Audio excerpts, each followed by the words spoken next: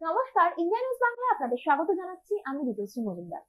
India ব্লকের বৈঠকের আগে ন্যাশনাল অ্যালায়েন্স কমিটি গঠন করলো কংগ্রেস। এই কমিটিতে কংগ্রেসের 5 সিনিয়র নেতাকে অন্তর্ভুক্ত করা হয়েছে। রাজস্থান ও ছত্তিশগড়ের দুই প্রাক্তন মুখ্যমন্ত্রী অশোক গেহলোট ও ভূপেশ বাঘেল ছাড়াও সলমান খুরশিদ, মুকুল ওয়াসনিক এবং মোহন প্রকাশকে এই কমিটিতে অন্তর্ভুক্ত করা হয়েছে। কমিটির আহ্বায়ক করা হয়েছে মুকুল ওয়াসনিককে।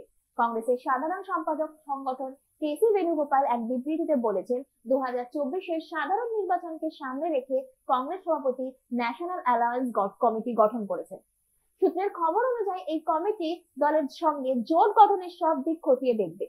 গত বিধানসভা নির্বাচনে হাতে থাকা হিন্দি বলয়ের দুই রাজ্য ছত্তিশগড় ও রাজস্থান হারিয়েছে কংগ্রেস। সেই জায়গায় দাঁড়িয়ে ভূপেশ বাঘেল ও অশোক গেহলটকে গুরুত্বপূর্ণ কমিটিতে অন্তর্ভুক্ত করা যথেষ্টই তাৎপর্যপূর্ণ ঘটনা।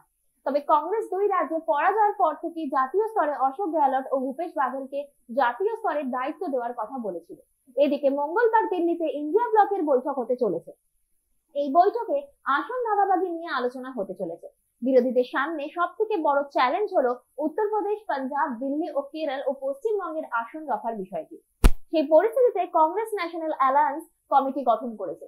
হিন্দি বলয়ের 3 রাজ্যে কংগ্রেসের ধরাধুবির পর এটি ইন্ডিয়া ব্লকের প্রথম বৈঠক। এই বৈঠককে কটাক্ষ করেছেন বিজেপি নেতারা। মেদিনীপুরের বিজেপি সাংসদ দিলীপ ঘোষের প্রশ্ন, বৈঠকে চা খাওয়া ছাড়া আর কি হয়? এদিনের ইন্ডিয়া ব্লকের বৈঠকের জন্য দিল্লিতে পৌঁছে গিয়েছেন 27টি দলের নেতারা।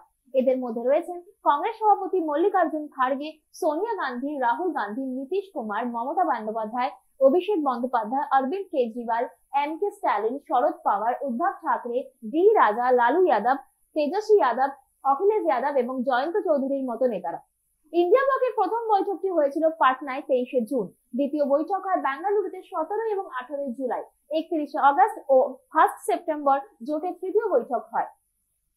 সেখানে 14 সদস্যের সমন্বয় কমিটি এবং 19 সদস্যের নির্বাচনী কৌশল কমিটি ঘোষণা করা হয়। 2024 সালের লোকসভা নির্বাচনকে সামনে রেখে বিজেপির বিরুদ্ধে লড়াই করতে 27টি দলের নেতারা একত্রিত হয়েছেন। ইন্ডিয়া নিউজ বাংলার সাথে যুক্ত থাকুন আর দেখতে থাকুন বিশেষ বিশেষ খবর।